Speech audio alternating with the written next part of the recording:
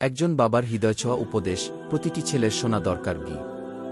বাবা ছেলেকে বললেন, আগে নতুন বুকে গরুর গাড়ি নয়, পালকিতে করে আনা হতো, জানিস কেন? যাতে সবাই বুঝে নেয় একজন রানীকে আনা হচ্ছে, সাধারণ কাউকে নয়। পালকি থেকে নামার পরেও সে যেন সারা জীবন সম্মানেই থাকে। এটা তোর দায়িত্ব। তুই জানিস নতুন বউ পালকিতে উঠে কি করে? সে কান্না করে। কার জন্য কান্না করে?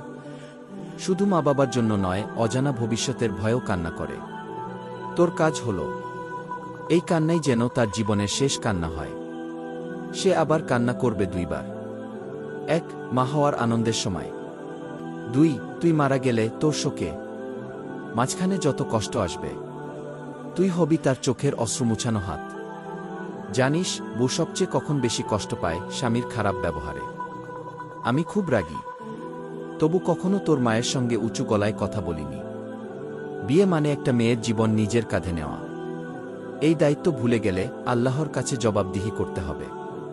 তোর বউয়ের মা বাবাকে শ্বশুর শাশুড়ি নয়, বরং মা বাবা বলবি। তুই যেমন করবি তোর বউ তেমনই শিখবে। আল্লাহ সবকিছু দেখেন। তুই যা দিবি তোর জীবনেও তাই ফিরে আসবে।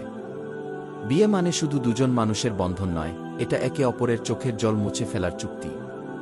যদি বাবার এই উপদেশ ভালো লেগে থাকে, তাহলে আমাদের ইউটিউব চ্যানেলটি সাবস্ক্রাইব করে পাশে থাকেন এবং শেয়ার করে ছড়িয়ে দিন। হয়তো কোনো এক ছেলের চোখ খুলে যাবে।